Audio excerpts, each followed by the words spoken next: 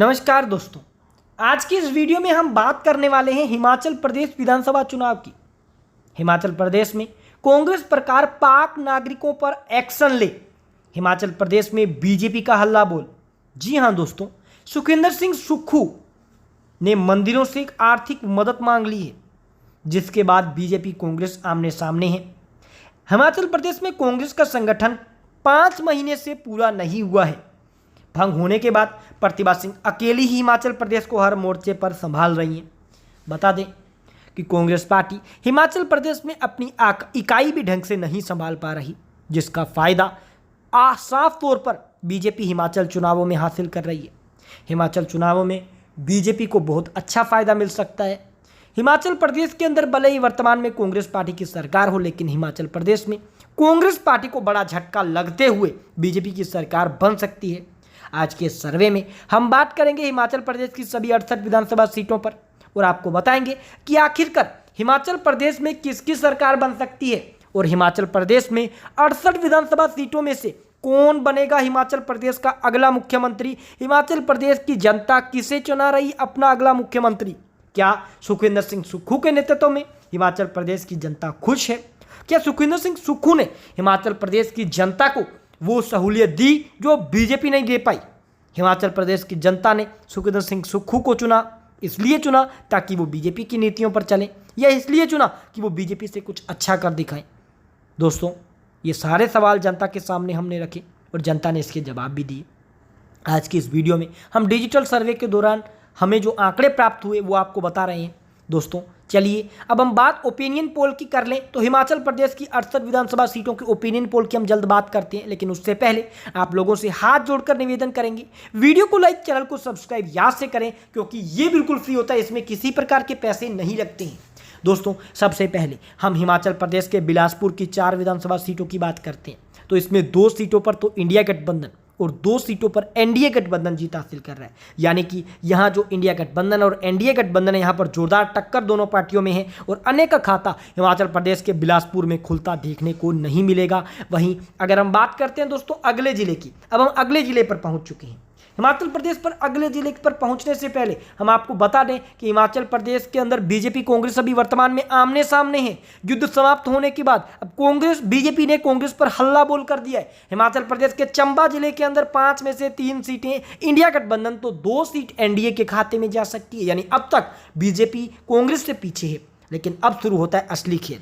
हिमाचल प्रदेश में 5 सीटों वाले हमीरपुर की हम बात करें, जहां पिछली बार कांग्रेस ने 4 सीटें हासिल की थी, यहां कांग्रेस पार्टी अब 4 से कम 2 पर अटक सकती है। 3 सीटों पर एनडीए गठबंधन जीत हासिल कर सकता है और अनेक के खाते में जा सकती हैं 0 सीटें।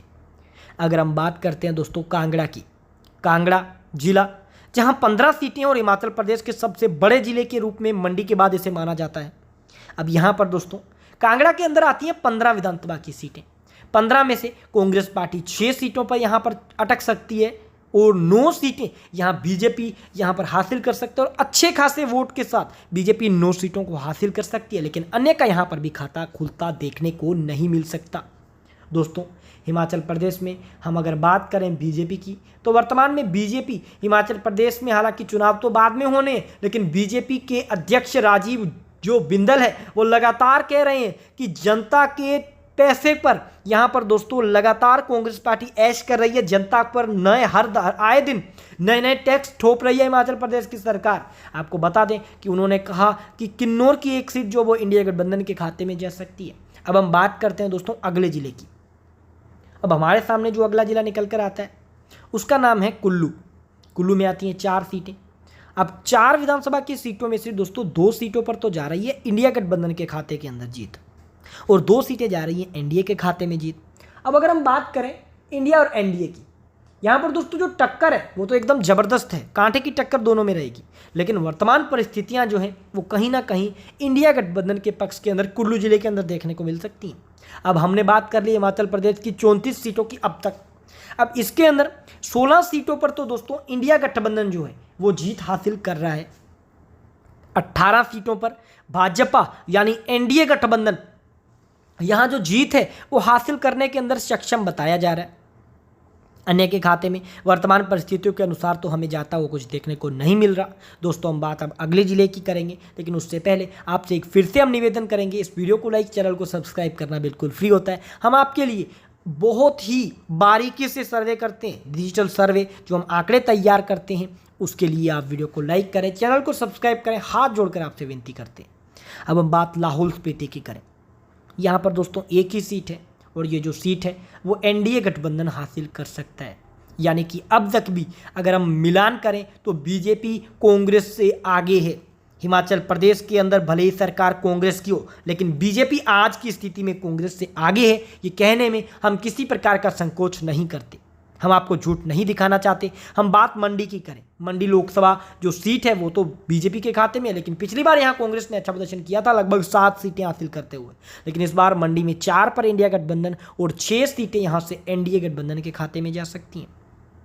दोस्तों अगर हम बात करते हैं अब शिमला जिले की, शिमला जिले के अंदर पिछली बार भी बीजेपी मजबूत थी, इस बार भी बीजेपी मजबूत है। 2 सीटों पर इंडिया गठबंधन, 6 सीटों पर दोस्तों यहां शिमला के अंदर एनडीए गठबंधन अच्छा खासा प्रदर्शन करते हुए खाता खोल सकता है। शिमला जिला बीजेपी का पुराने समय से गढ़ माना जाता है और उपचुनावों में भी शिमला जिले के अंदर कांग्रेस पार्टी बीजेपी से पीछे रही थी और बीजेपी ने उपचुनावों में कांग्रेस पार्टी की खटिया खड़ी कर दी थी।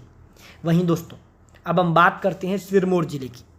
सिरमौर जिला जहां 5 विधानसभा की सीटें आती, 3 सीटों पर तो दोस्तों इंडिया गठबंधन के खाते के अंदर जा सकती हैं, 2 सीटें जा सकती हैं एनडीए गठबंधन के खाते में और 0 सीटों पर अन्य के खाते के अंदर भी जीत सिरमौर जिले के अंदर जा सकती है। अगर हम बात करते हैं अब दोस्तों अगले जिले की, तो हमारे सामने जो अगला जिला निकल कर आया है जिसका नाम है सोलन। सोलन के अंदर दोस्तों 5 सीटें आती हैं, 1 सीट जा सकती है दोस्तों हिमाचल प्रदेश के अंदर इंडिया गठबंधन के खाते में, 3 सीटें जा सकती हैं एनडीए गठबंधन के खाते में और 1 सीट जा सकती है दोस्तों अन्य के खाते में। अब दोस्तों हम अब पहुंच चुके हैं अंतिम जिले पर। अंतिम जिले पर पहुंचते ही हम आपसे एक बार फिर निवेदन करेंगे, आपसे हाथ जोड़कर निवेदन करेंगे।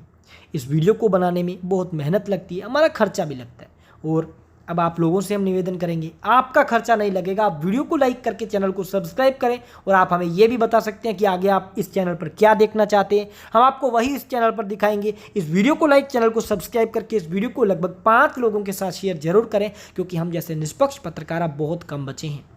दोस्तों अब ऊना में 5 सीटों में से 2 सीटें इंडिया गठबंधन, 3 सीटें एनडीए गठबंधन और 0 सीट अन्य के अंदर जा रही है। हिमाचल प्रदेश की 68 विधानसभा सीटों की हमने बात की है, जिसमें 28 सीटों पर इंडिया गठबंधन, 39 सीटों पर एनडीए गठबंधन और 1 सीट दोस्तों अन्य के खाते में जा रही है। यानी कि हिमाचल प्रदेश की 68 में से भाजपा जो है वो बहुमत का आंकड़ा पार करते हुए दोस्तों 39 सीटें हासिल करते हुए हिमाचल प्रदेश में सरकार बना सकती है और ये सरकार